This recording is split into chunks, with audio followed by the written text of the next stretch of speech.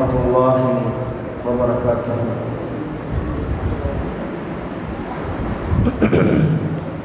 الحمد لله والصلاة والسلام على محمد وآله وأصحابه أجمعين.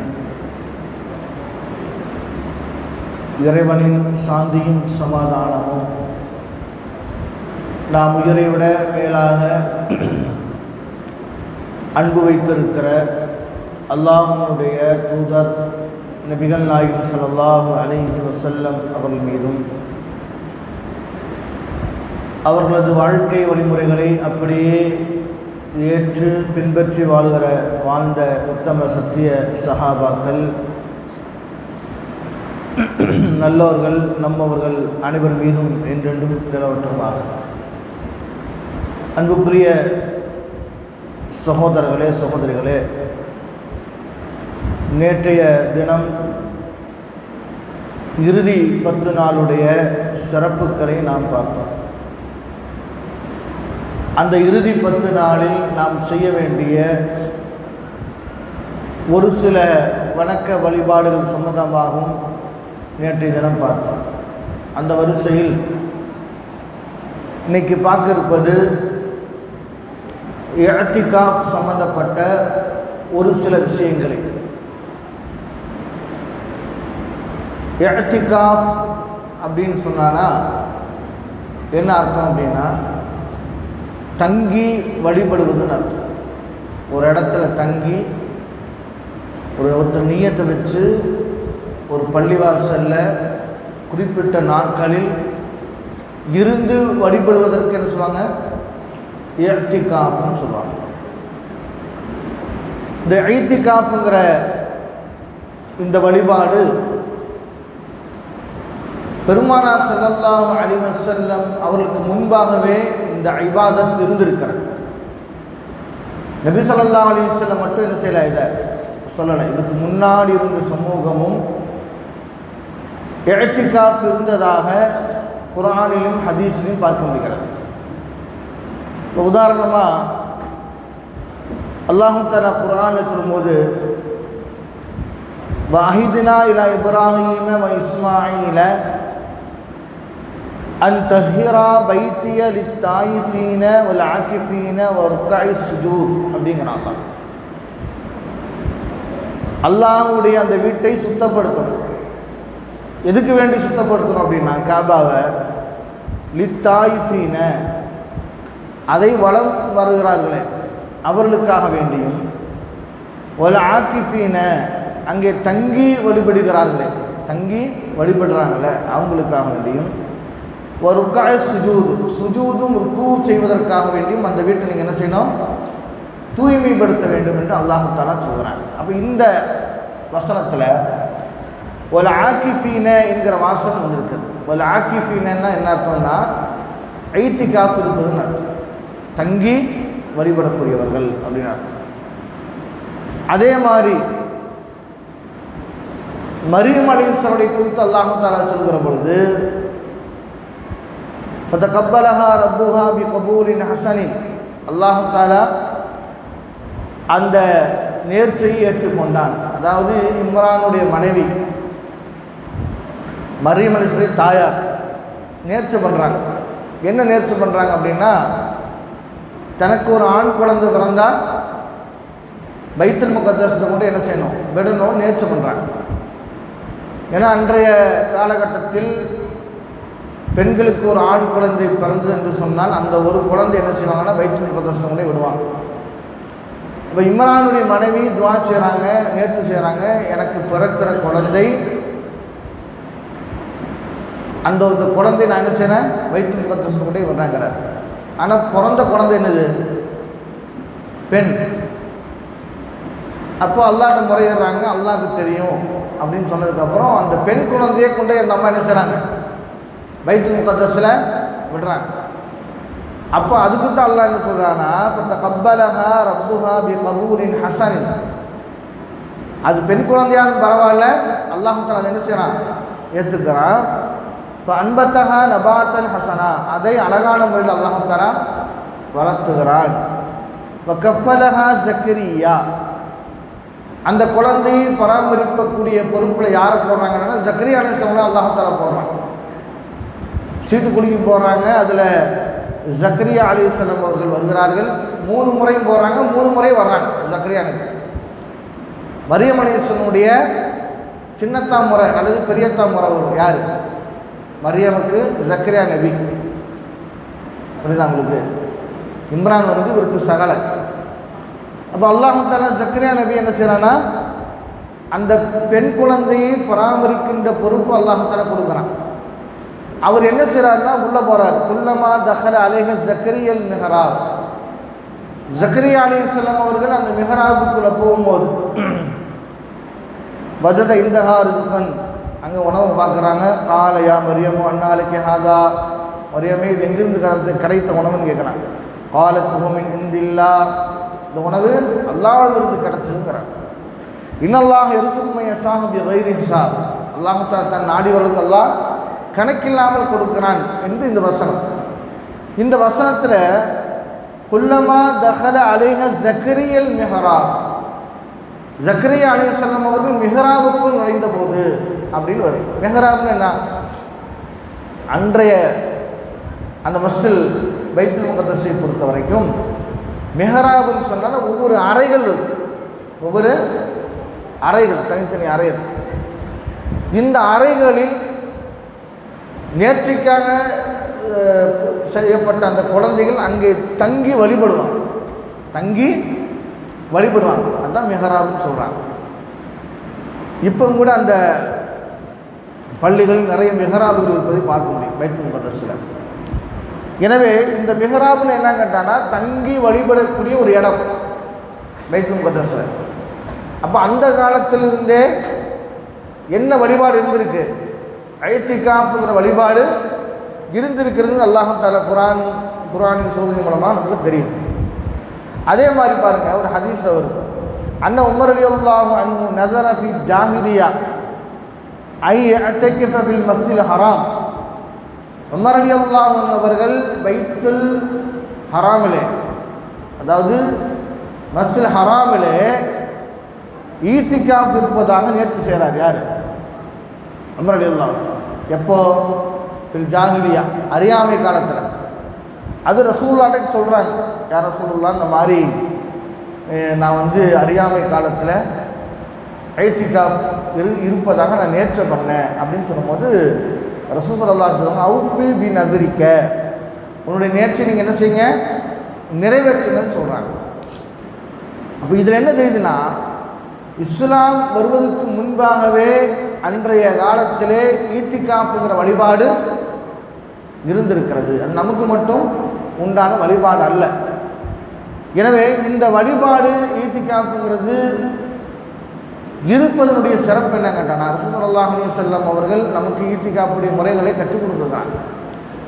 அதில் ஈத்திகாஃபினுடைய சிறப்புகள் என்ன அப்படின்னு சொன்னான்னா, ஈத்திகாஃப் சம்பந்தமாக அதனுடைய சிறப்பு குறித்து வருகின்ற ஹதீஸுகள் எல்லாமே பலகீனமான செய்தி, எதுவுமே ஆதாரப்பூர்வமான செய்திகளே கிடையாது. அது சம்பந்தமாக இமாம் அபூதாவுத் அவர்கள் சொல்கிறாங்க, குல்துலி அஹ்மத யானி இமாம் அஹமது பின் ஹம்பல், நான் அஹமது பின் ஹம்பல் ரஹிமஹுல்லாஹ் அவங்கள்ட்ட நான் கேட்டேன், தாரிஃபு ஃபி ஃபضل இஅ்திகாஃப் ஷைஅன், இஅ்திகாஃப் சம்பந்தமாக ஏதாவது சிறப்புள்ள ஹதீஸுகள் வந்திருக்கிறதா தெரியுமான்னு கேட்டேன் அவங்கள்ட்ட. யார்கிட்ட? அஹமது பின் ஹம்பல்கிட்ட. யார் சொல்கிறா? இமாம் அபூதாவுத் என்ன செய்கிறாங்க, இமாம் அஹமதுல கேட்குறாங்க. அப்போ அவங்க சொல்கிறாங்க, காலலா இல்லா ஷைஅன் லைஃபா, ஒரு ஹதீஸும் இல்லை, எல்லாம் லைஃபான ஹதீஸ், எல்லாமே லைஃபான ஹதீஸுங்கிறத நம்ம என்ன செய்யணும், முதல்ல புரிஞ்சுக்கணும். அப்போது ஏன்னா சில ஹதீஸுகள் ஈத்திகாஃப் சம்மந்தமாக வரும்போது 2 ஹஜ் செய்வதற்கு உண்டான கூலி இருக்குது, 2 உம்ரா செய்வதற்கு உண்டான கூலி இருக்குனால வருது. ஆனால் அந்த ஹதீஸுகள் எல்லாமே என்னதுதான், பலகீனமான செய்தி தான். ஆனால் அதே சமயத்தில் தனிப்பட்ட அந்த ஈத்திகாஃபின் சிறப்புகள் சொல்லாட்டினாலும் கூட அது ஒரு சிறப்பான வழிபாடு தான். எது ஈத்திகாஃப்ங்கிறது சிறப்பான வழிபாடு தான். ஏன்னா சிறப்பான வழிபாடுனால்தான் ஏற்கனவே இந்த சமூகம் இந்த இபாதத்தில் சேர்ந்துருக்கிறாங்க, கடைபிடித்து வந்திருக்கிறாங்க. அதே மாதிரி ரசூல் ஸல்லல்லாஹு அலைஹி வஸல்லம் அவர்களும் இந்த இபாதத்தை கடைபிடிச்சு வந்திருக்கிறாங்க. பாருங்கள், அந்த ஆயிஷா ரலியல்லாஹு சொல்கிறாங்க, அந்த நபி ஸல்லல்லாஹு அலைஹி வஸல்லம் யாத்தேகு ஃபில் அஸ்ருல் அவாஹிர் மின் ரமலான் ஸல்லல்லாஹு அலைஹி வஸல்லம் ஹத்தா தவஃபாஹுல்லாஹு. பெருமானார் ஸல்லல்லாஹு அலைஹி வஸல்லம் அவர்கள் மரணிக்கின்ற வரை இஅ்திகாஃப்ங்கிற இபாதத்தை செஞ்சுக்கிறாங்க. சும்ம இஅ்தகஃப அஸ்வாஜுஹு மின் பஅதிஹி. ரசூல் ஸல்லல்லாஹு அலைஹி வஸல்லத்துக்கு பிறகு ரசூல் ஸல்லல்லாஹு அலைஹி வஸல்லம் மனைவிகளும் என்ன செஞ்சுக்கிறாங்க, இஅ்திகாஃப் இருக்கிறாங்க.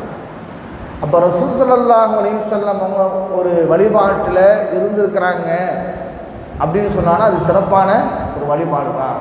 அது மட்டுமல்லாமல் நபி ஸல்லல்லாஹு அலைஹி வஸல்லம் மனைவிமார்களும் என்ன செஞ்சுக்கிறாங்க, இந்த வழிபாட்டை செஞ்சுருக்கிறாங்க என்று நம்மளால் என்ன செய்ய முடியுது, பார்க்க முடிகிறது. அதே மாதிரி பாருங்கள், இந்த வழிபாடு சம்பந்தமாக இமாம் ஸுஹ்ரி ரஹ்மத்துல்லாஹி சொல்கிறாங்க, அஜபல் லில் முஸ்லிமீன தரக்குல் இஅ்திகாஃப. இந்த முஸ்லீமான விஷயத்தில் என்ன ஒரு ஆச்சரியமான விஷயம் அப்படின்னா, இந்த முஸ்லீம்கள் இஅ்திகாஃப்ங்கிற வழிபாட்டை விட்டுவிட்டார். இஅ்திகாஃபின் வழிபாட்டை விட்டுட்டாங்க. அண்ணன் நபி ஸல்லல்லாஹு அலைஹி வஸல்லம் மா தரக்கு முந்து கதிமல் மதீனா ஹத்தா கபிலஹுல்லாஹு அஸ்ஸ வ ஜல்ல.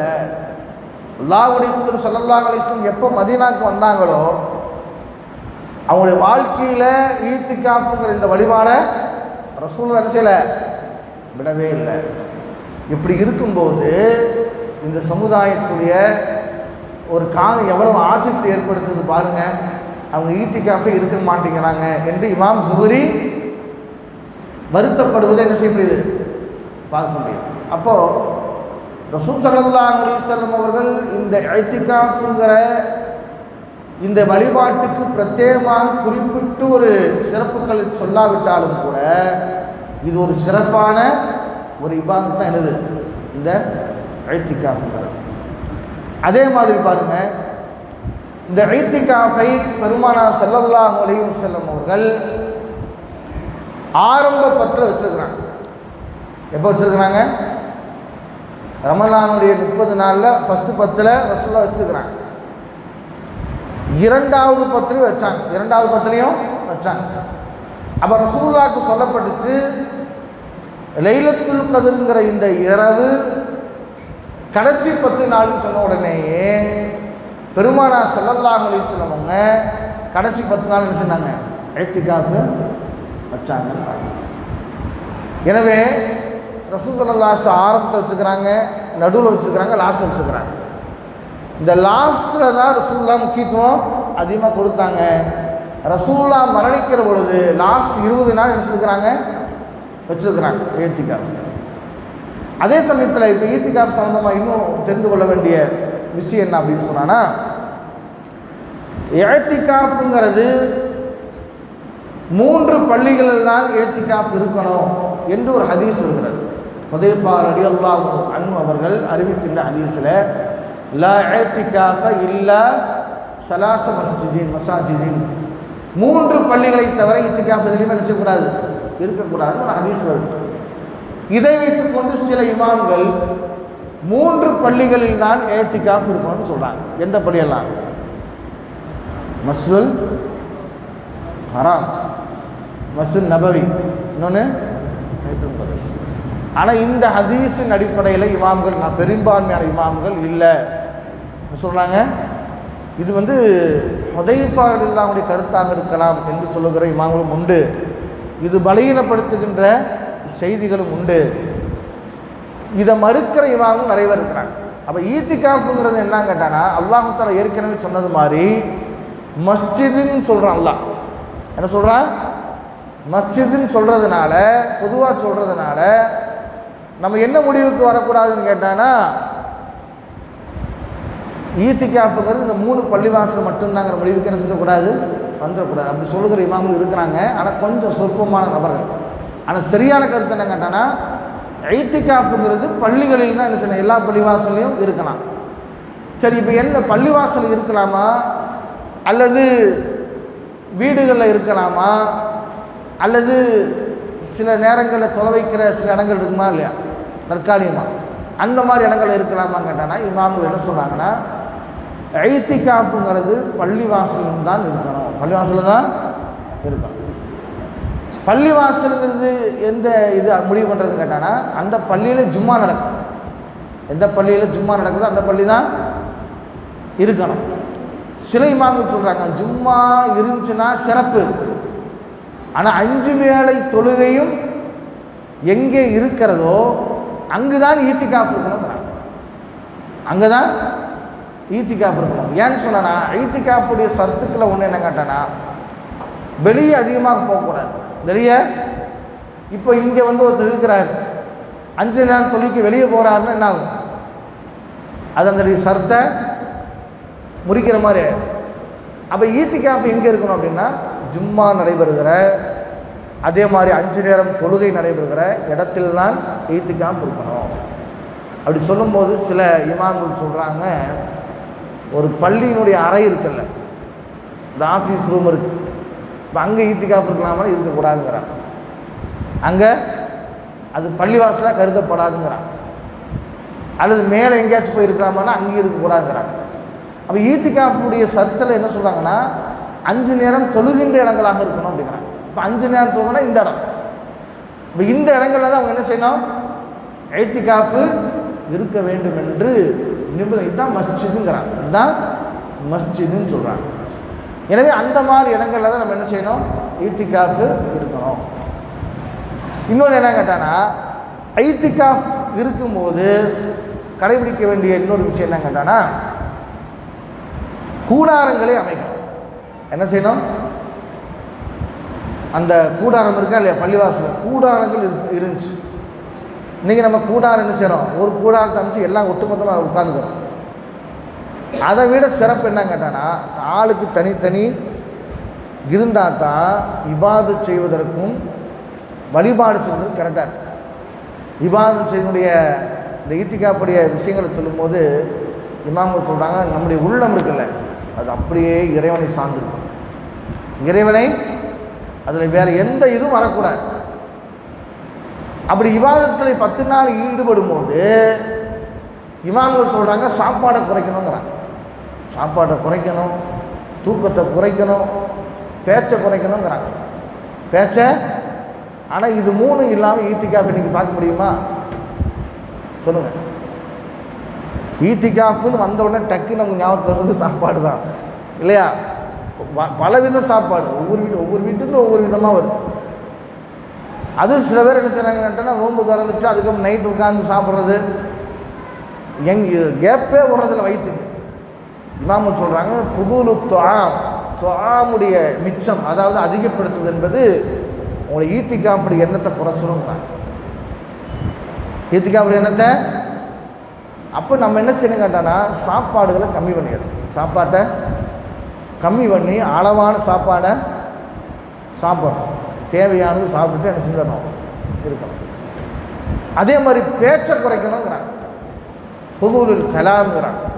இப்படின்னு தெரியா நினைக்கிறேன். இன்றைக்கி பேசாமல் ஈத்திகாஃப் இருக்கா, ஒரே தமாசு தான், ஒரே சிரி தான், ஒரே கிண்டல் தான். ஈத்திகாஃப் இருந்தனாலே ஒரு 10 நாள் ஜாலியாக பள்ளிவாசல் இருந்துட்டு வந்துடலாம் அப்படிங்கிற நிலைமைக்கு ஈத்திகாஃப் ஆகிப்போச்சு. பேசக்கூடாது அதிகமாக, இமாம் தேவைக்கு பேசணும். யாரையும் கிண்டல் பண்ணுற இடமில்லை, யாரை பற்றி இங்கே பேசுகிற இடமில்லை. ஈத்திகாஃப்னு என்ன கேட்டானா, நீங்கள் தனியாக தான் இருக்கணும். நீங்கள் தனித்தனி டென்ட்டுகள் அமைச்சு அல்லது தனித்தனி ஸ்க்ரீனை போட்டு யாரும் யார்கிட்டையும் பேசாத அளவுக்கு நம்ம என்ன செய்யணும் இருக்கணும். தூக்கத்தையும் கம்மி பண்ணணும், தூக்கத்தையும் கம்மி பண்ணணும். இது நைட்டெல்லாம் உபாய்ச்சிந்து பகலெல்லாம் ஒரே தூக்கம் மாதிரி தூங்கக்கூடாது. புரியுதா உங்களுக்கு? நைட்டெல்லாம் உபாய்ச்சிங்க ஓகே சரிதான், பகலெல்லாம் உட்காந்து தூங்குறது நைட்டு தூக்கத்தை பகலில் என்ன செஞ்சுறது, சமமாக்கிறது. அப்போ தூக்கங்கிறது கம்மி. சஹாபாக்களும் ரசூலுல்லாஹி அப்படி தான் இருந்தாங்க. தூக்கத்தை கம்மி பண்ணி அளவான தூக்கத்தோடு என்ன செஞ்சாங்க, இபாதத் செய்தாங்க என்று பார்க்க முடியும். அப்போ ஈத்திகாஃப் செட்டப்பை நம்ம என்ன செய்ய வேண்டியது இருக்குது, இங்கே மாற்ற வேண்டியது இருக்குது. தனித்தனி கூடாரம் அமைக்கணும், யார்கிட்டையும் பேசக்கூடாது, சாப்பாடு கொண்டு வரது என்ன செஞ்சிடணும், கம்மி பண்ணிடணும், பேச்சை கம்மி பண்ணிடணும். நிறைய பார்க்க முடியுதா இல்லையா? ஈத்திகாஃப்னாலே ஒரு கிண்டல் கேலி நையாண்டி. இவர் ஈத்திகாஃபுக்கு உட்காந்துட்டு இருப்பார், அங்கேருந்து ஒருத்தர் வந்து உட்காந்து பேசிட்டு இருப்பார். அவர்கிட்ட எதுக்கு நீங்கள் பேசுறீங்கன்னு இருப்பேன். ஈத்திகாஃபுடைய ஷர்த்து என்ன, வெளி தொடர்புகளை துண்டிக்க வேணும் அப்படிங்கிறதா ஷர்த். இவர் வெளியேந்து இவர் வந்து என்ன செய்வார், உட்காந்து பேசுவார். அவர் திடீர்னு என்ன செய்வார், வெளியே இருக்கிறத பற்றி பேசுவார். இவர் அது சம்மந்தமாக கேட்பார்.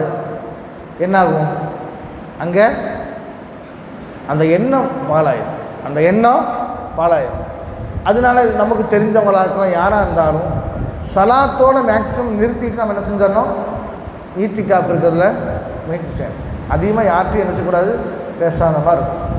அதே மட்டும் மொபைல் ஃபோன் அதிகமாக பயன்படுத்தாமல் வேறு நல்ல விஷயங்களுக்காக வேண்டி பயன்படுத்தும். இதனால இங்கே உட்காந்துட்டு யார் என்னென்ன மெசேஜ் போட்டால் இன்னும் எல்லா குரூப்பையும் பார்த்துடணும், என்னெல்லாம் நடக்குமோ அதெல்லாம் உட்காந்து பார்த்துறது. ஏரியா குரூப் இருக்கும், ஏரியாக்குள்ளே என்ன நடக்குது சங்கதி ஏற்பாடாக உடனே பார்த்துறது. அது இங்கே உட்காந்து பேசுறது போச்சா. அப்போ என்னன்னா ஈத்திகாஃபுடைய நோக்கில் என்ன கேட்டோம்னா, மனித தொடர்புகளை துண்டித்து இறை தொடர்பை அதிகப்படுத்தணும். அதுதான் ஈத்திகாஃபுடைய நோக்கம். இப்போ என்ன செய்யணும், நம்முடைய முழுக்க இந்த 10 நாளும் இரவு தொழுகையில் நம்முடைய நேரங்களை கழிக்கணும். இரவு தொழுகையில் நேரங்களை கழிக்கணும். உதாரணமாக ஒரு டைம் டேபிள் போட்டு வச்சுக்கணும். அப்படி இல்லாட்டினா சில விஷயங்கள், சில இபாதத்துக்களை செய்யணும். இப்போ குர்ஆன் ஓதிக்கிட்டே இருக்கிறோம், சில சமயம் போர் அடிக்கலாம், அடிக்கக்கூடாது. சில சமயம் ஓதிட்டு இருக்கும், அடிக்கும்போது டக்குன்னு சின்ன குர்ஆனை வச்சுட்டு திக்ரில் இறங்கிடும். திக்ரு சொல்லிகிட்டே இருக்கும். திக்ரில் கொஞ்ச நாள் போர் அடிக்கலாம், உடனே அது நிறுத்திட்டு நஃபீல் வணக்கத்தில் தொழுகிட்டு எடுப்பாங்க. அது கொஞ்ச நேரம் இதாகலாம், டக்குன்னு அதை நிறுத்திட்டு துஆல செய்யணும். இப்படி ஏதாவது ஒரு இபாதத்தை நம்ம என்ன செய்யணும், செய்யணுமே தவிர தேவையில்லாமல் பேசி இந்த நோக்கத்தை என்ன செய்யக்கூடாது, நம்ம என்ன செய்யக்கூடாது, வீணாக்கக்கூடாதுங்கிறத முதல்ல நம்ம என்ன செய்யணும், கவனிக்கணும். அதே மாதிரி இந்த ஈத்திகாஃப் சம்பந்தமாக இன்னும் சில விஷயங்கள் என்ன கேட்டோன்னா, இப்போ அதிகபட்சமாக ஈத்திகாஃப் இருக்கிறேன்னா நபி ஸல்லல்லாஹு அலைஹி வஸல்லம் அவங்க 10 நாள் காமிச்சிருக்கிறாங்க, 20 நாள் காமிச்சிருக்கிறாங்க. ஒரு ஆள் குறைச்சி ஒரு 5 நாள் இருக்கலாமா கேட்டோன்னா இமாம்கள் என்ன சொன்னாங்கன்னா, தாராளமாக 5 நாள் என்ன செய்யலாம், இருக்கலாம். அல்லது ஒரு நாளும் என்ன செய்யலாம், ஈத்திகாஃப் இருக்கலாம். அதுக்குன்னு கால அளவுகளை என்ன செய்யலை, நம்ம பர்டிகுலராக 10 நாள் தான் இருக்கணும், மற்ற டைம் இருக்கக்கூடாதுன்னு சொல்கிற அளவுக்கு உண்டான ஹதீஸ்கள் இல்லை. ஒரு பக்கம் ரசூலுல்லாஹ் 10 நாள் இருந்துக்கிறாங்க, 20 நாள் இருந்துக்கிறாங்க, ஹதீஸை பார்க்க முடியுது. இன்னொரு பக்கம் உமர் ரலியல்லாஹு அன்ஹு கேட்குறாங்க, ஒரு நாள் இருந்துக்கிட்டோமான்னு கேட்குறாங்க, ரசூலுல்லாஹ் இருந்துக்குங்கன்னு அனுமதி கொடுக்குறாங்க. அப்போ அந்த அடிப்படையில் இந்த ஹதீஸுகளை வைத்துக்கொண்டு இமாம்கள் என்ன முடிவுக்கு வராங்கன்னா, ஒரு நபர் 20 நாள் இருக்கணும்னு ஆசைப்பட்டாரா இருக்கலாம், 10 நாள் ஆசைப்பட்டாரா இருக்கலாம், அல்லது 5 நாள் தான் ஆசைப்பட்டாருன்னா இருக்கலாம். புரியுதா உங்களுக்கு? நம்ம பர்டிகுலராக 10 நாள் இருக்கணும்னு நம்ம கட்டாயப்படுத்தக்கூடாது. புரியுதா உங்களுக்கு? அவங்கவுங்க இஷ்டம், எத்தனை நாள் வேணாலும் இருக்கலாம். அதே சமயத்தில் ஒருத்தர் 5 நாளுக்கு வராரு, 2 நாளைக்கு வராரு, இல்லை இங்கே 10 நாளுக்கு தான் இடம் இருக்குது, 3 நாளைக்கெல்லாம் நீங்கள் வந்தானே இடம் இல்லைன்னு நம்ம என்ன செய்யக்கூடாது, நிர்வாகிக்கு சொல்லக்கூடாது. அதுக்குண்டான ஏற்பாடுகள் அந்த வசதி வாய்ப்புகள் இருக்குதுன்னா அவர் என்ன செய்யலாம், அனுமதித்து ஈத்திகாஃப் இருக்க செய்வதில் எந்த தவறும் கிடையாது. அதே மாதிரி ஈத்திகாஃபினுடைய முக்கியமான விஷயங்கள் என்னன்னு கேட்டானா, இப்போ பெண்கள் ஈத்திகாஃப் இருக்கிறாங்க அப்படின்னு சொன்னான்னா வீட்டில் இருக்கலாமா கேட்டானா, பெண்கள் வீட்டில் இருக்கவே கூடாது. பெண்கள் ஈத்திகாஃப் வீட்டில் இருக்கவே கூடாது. அவங்க எங்கே இருக்கணும்னு கேட்டானா, அவங்களும் பள்ளிவாசல் தான், பள்ளிவாசலில் இருக்கணும். இமாம்கள் வந்து இந்த ஈத்திகாஃப் சம்மந்தமாக பெண்கள் சம்மந்தமாக சொல்லும்போது என்ன சொல்கிறாங்க அப்படின்னா, பெண்களுக்கு இது சுன்னத்தான விஷயம். சில இமாம்கள் என்ன சொல்கிறாங்கன்னா, இந்த கன்னி பெண்கள் இருக்காங்க, வயசுக்கு வந்த பெண்கள், இளம் பெண்கள், யுவதிகள், அவங்க ஈத்திகாஃப் இருக்கிறது மக்ரூஹுங்கிறாங்க. மக்ரூஹுன்னா விருக்கத்தக்க செயலுங்கிறாங்க ஒரு சில இமாம்கள். சிலர் அப்படி இல்லை, எல்லா பெண்களுக்கும் ஈத்திகாஃப் இருக்கலாம். ஆனால் ஒன்று கவனிக்கணும். என்ன கவனிக்கணும்னா, முதல்ல அவங்க தன்னுடைய கணவன்மார்கள் இருந்தாங்கன்னா அவங்களோட அனுமதி வாங்கி தான் என்ன செய்யணும், இத்திகாஃபு இருக்கணும். ஒன்று. கல்யாணம் ஆகாத பெண்களாக இருக்குமானால் அவங்களுடைய கைடுகிட்ட என்ன செய்யணும், அவங்களுடைய யார் பராமரிக்கிறாங்க, வாப்பாவோ யாராக இருந்தாங்கன்னா அவங்களுடைய அனுமதி வாங்கி இத்திகாஃப் இருக்கணும். இத்திகாஃப் இருக்கும்போது குழப்பங்கள் ஏற்படுவதாக இருக்குமானால் அவங்க என்ன செய்ய வேண்டியதில்லை, இத்திகாஃப் இருக்க வேண்டியதில்லை. ஏன்னா ஐஷா சொல்கிறாங்க, இந்த பெண்களுடைய செயல்பாடுகளை அன்றைக்கி ரசூலுல்லாஹ் பார்த்துருந்தாங்கன்னா நிறைய விஷயத்தை தடுத்துருப்பாங்கன்னா, இந்த பெண்களுடைய விஷயத்தை அன்னைக்கு ரசூலுல்லாஹ் பார்த்துருந்தா என்ன செஞ்சுருப்பாங்க, நிறைய விஷயத்தை தடுத்துருப்பாங்கன்னு சொன்னாங்க. அப்போ அந்த என்ன காரணம்னா, குழப்பங்கள் வர்ற மாதிரி பித்தனாக்கள் உருவாகிற மாதிரி இருந்துச்சுன்னு சொன்னான்னா, சல்லாபம் ஏற்படுகிற ஒரு நிலை வரும்னு சொன்னான்னா அவங்க ஈத்திகாஃப் இருக்கிறத தவிர்த்துக்கணும். ஆண்களுக்கு அதாவது ஆண்களும் பெண்களும் சந்திக்காத மாதிரி அவங்க என்ன செய்ய வேண்டியதான், அவங்களோட ஈத்திகாஃபை வச்சுக்க வேண்டியதாங்கிறது தான் இமாம்கள் சொல்லுகின்ற விஷயம். அனுமதி இருக்குது, ஆனால் இதையெல்லாம் நம்ம என்ன செய்யணும், கவனிக்கணும் அப்படிங்கிறத நம்ம கருத்திலே கொள்ளணும். அதே மாதிரி இந்த ஈத்திகாஃப் சம்மந்தமான உண்டான இன்னும் சில விஷயங்கள் என்ன கேட்டாலும், ஈத்திகாஃப் ஒருத்தர் இருக்கிறாருன்னு சொன்னால் அவர் எப்போ வரலாம், எப்போ நுழையலாம் அப்படின்னு சொன்னான்னா 2 கருத்து இருக்குது. எத்தனை கருத்து இருக்குது? 2 கருத்து. அந்த 2 கருத்தில் வலுவான கருத்து எதுன்னு கேட்டான்னா, 20வது நோன்பு உடைய சூரியன் மறையிறதுக்கு முன்னாடி அவர் போய் என்ன செய்யணும், இந்த பள்ளிக்குள்ளே போயிடும். இது ஒரு கருத்து. நான் சொன்ன புரியுதா? இன்றைக்கி நம்ம எத்தனாவது நோம்பில் இருக்கோம்? அப்போ அடுத்த நாளைக்கு வைக்கிறது 20. அப்போ ஈத்திகாஃப் இருக்கிறவங்க என்ன செய்யணும், நாளைக்கு மகரீபுக்குள்ளே வந்துடணும். இப்படி ஒரு கருத்து.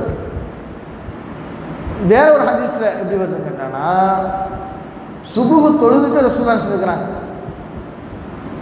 போயிருக்கிறாங்கன்னு வருது. சுபுகு தொழுதுட்டு நாளைக்கு சுபுகுல அடுத்த நாள் சுபுகு 21வது சுபுகு.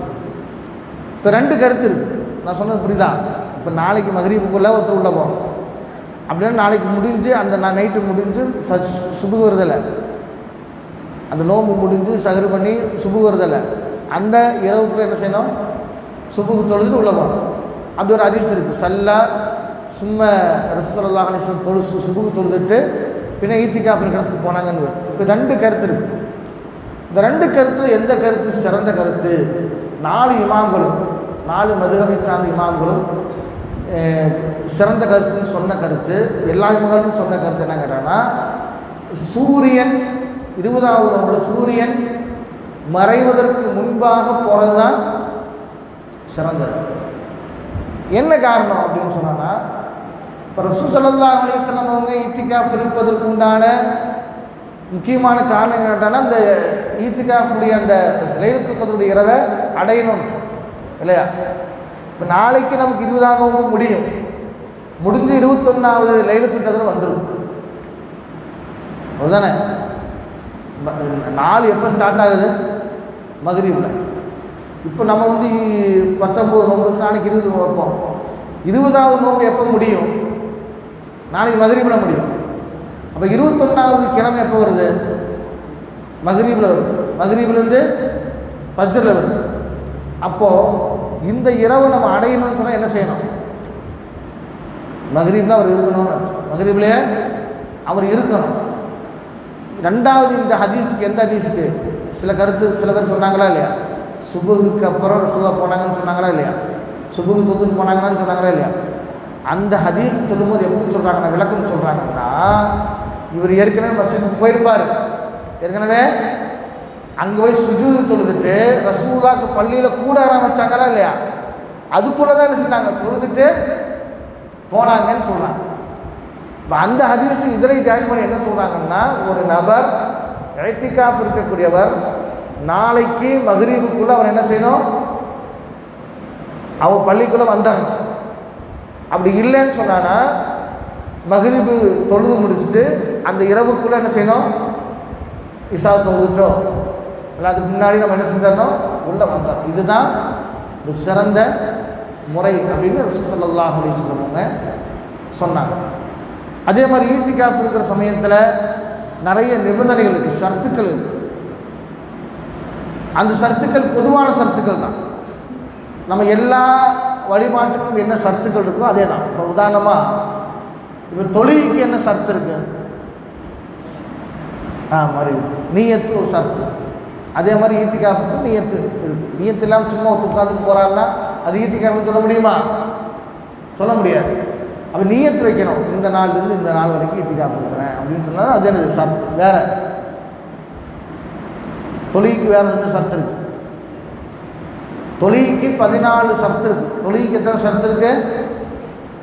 அதில் ஒன்று என்ன, இந்த ஷர்த்து, சுன்னத்து, ருக்குனு இதெல்லாம் ரசூலுல்லாஹ் காட்டித்தரல. நல்லா புரிஞ்சுங்க, இதெல்லாம் ரசூலுல்லாஹ் காட்டித்தரல. இருந்தாலும் ஏன் அப்படி நம்ம சொல்கிறோம் அப்படின்னா, நம்மளை மாதிரி பாமரர்கள், சட்டங்களை தெரியாதவங்க என்ன செய்யணும், டக்குன்னு புரியணும். அதுக்காக வேண்டி இமாம்கள் தொகுத்தது தான் என்னது, இந்த ஷர்த்து.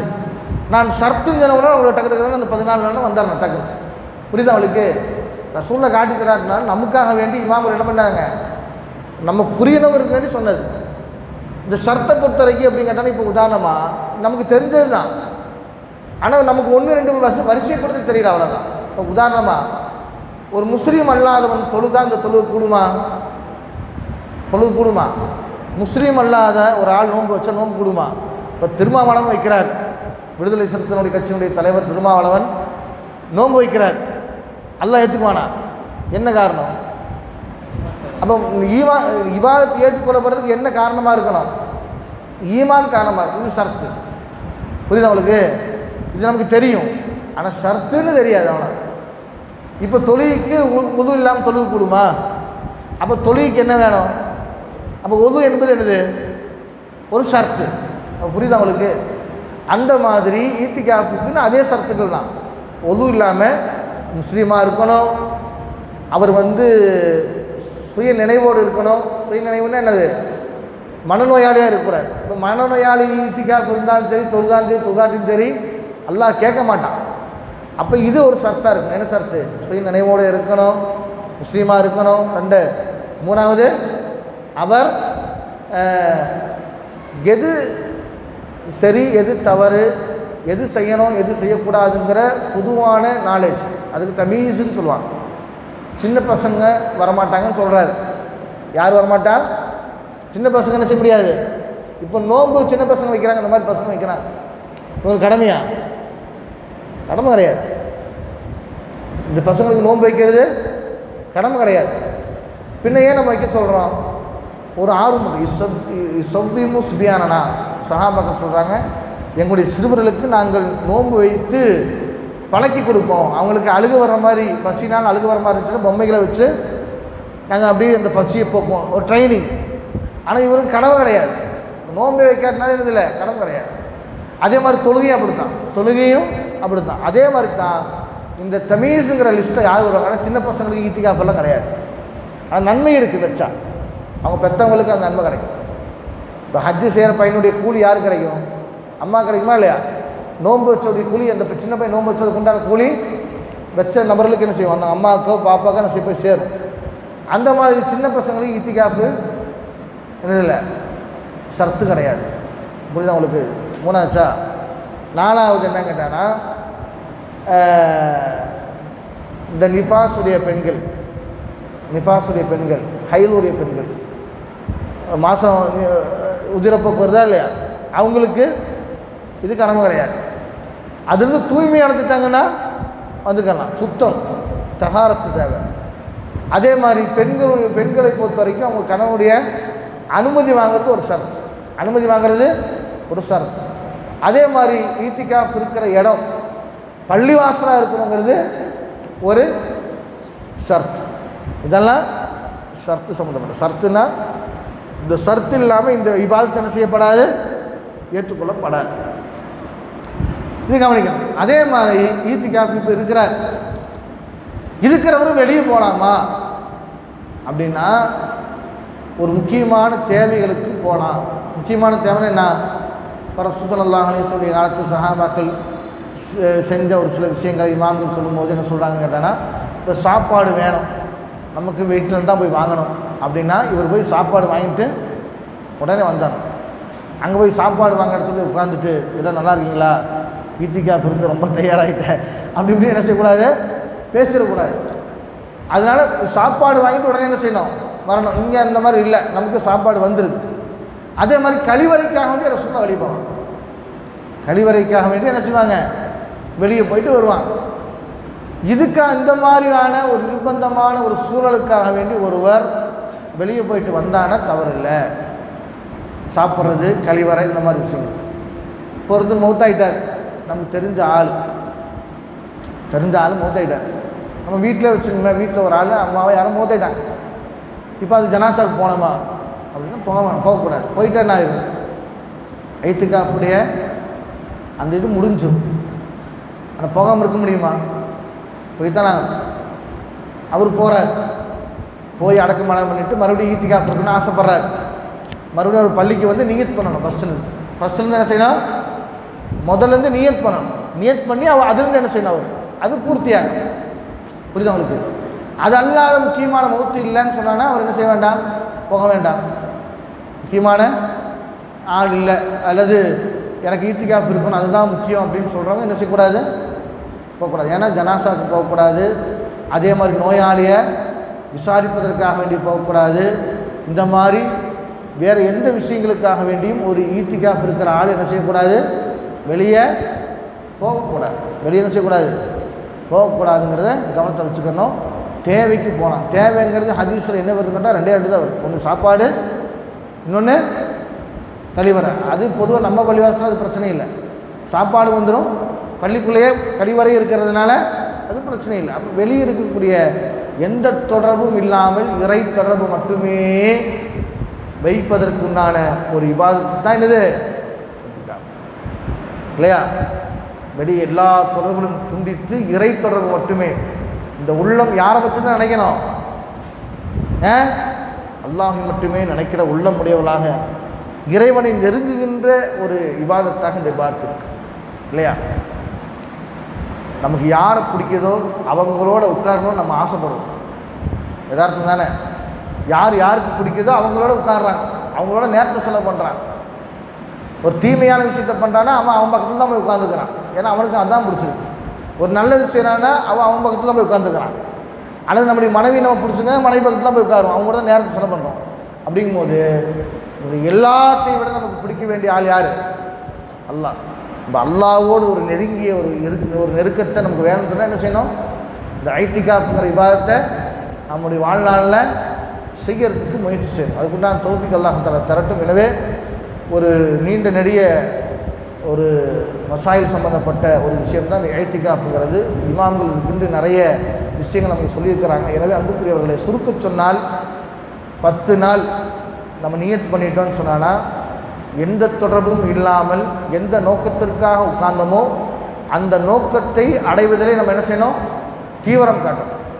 அதில் முக்கியமான நோக்கம் என்ன, லைலத்துல் கத்ர் இரவை அடையணுங்கிற இரவு. எனவே அந்த நோக்கத்தை அடைகின்ற மக்களாக அல்லாஹ் தஆலா ஆக்கி நாம் எந்த இபாதத்துக்கள் செய்தாலும் அந்த இபாதத்தை அல்லாஹ் தஆலா ஏற்று முழுமையான நன்மைகளை தந்தல் புரிவதற்காக அல்லாஹ்விடத்திலே பிரார்த்தனை செய்வோம். அதுக்குண்டான தௌஃபீக் அல்லாஹ் தஆலா தந்தல் புரிவானாக. வாஹிரு தஅவானா அல்ஹம்துலில்லாஹி ரப்பில் ஆலமீன். அஸ்ஸலாமு அலைக்கும் வரஹ்மத்துல்லாஹி வபரகாத்துஹு.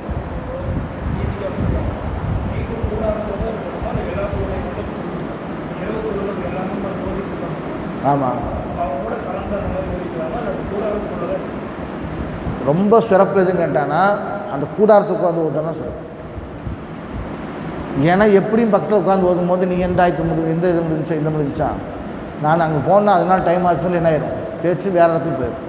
நம்ம யதார்த்தமாக பார்க்குறோமா இல்லையா. மேக்சிமம் கூடாரத்துலேருந்து ஜமாத் தொழுகை தவிர வராத அளவுக்கு பார்த்துக்க முடியும். ஜமாத் தொழுகை தவிர வேறு எதுக்குமே வராத மாதிரி பார்த்துக்க முடியும். அதுதான் சிறந்தது. தொழுகலாம். குறிப்பிட்ட 3 டைம்களை தொழக்கூடாது. அந்த டைமை தவிர மற்ற டைம் என்ன தொழுகலாம். அதெல்லாம் தவிர்த்துக்கணும். அதெல்லாம் நம்ம அதான் எல்லாமே தவிர்த்துக்கணும். ஏன்னா நம்ம வந்து இறை தொடர்பு இருக்கும்போது மற்ற தொடர்புகள் என்ன செய்யக்கூடாது, இருக்கக்கூடாது. குழந்தைகளை பற்றி வரும்போது பல சிந்தனைகள் வரதுக்கு வாய்ப்பு இருக்குது. குழந்தைகளுக்கு ட்ரெஸ் எடுக்க ஏதாச்சும் போடுவானா, அந்த மாதிரி என்ன செய்யும், நிறைய இருக்குல்ல. ஒரு குழந்தை வரும்போது நம்ம விசாரிப்போம், அவங்க விசாரிப்பாங்க, அப்படி தான் ஆகும். இந்த 10 நாள் பார்க்க வேண்டான்னு சொல்ல வரல, மேக்சிமம் தவிர்க்கிறது நல்லது. நம்முடைய முழுமையான ஒரு இபாதத்தாக மாறணும்னா சில விஷயங்களை என்ன செய்யணும், தவிர்க்கிறது நல்லது. புரியுதா உங்களுக்கு? அது ஹராமுன்னு நம்ம சொல்ல வரேன், தவிர்க்கிறது நல்லது. அஸ்ஸலாமு அலைக்கும்.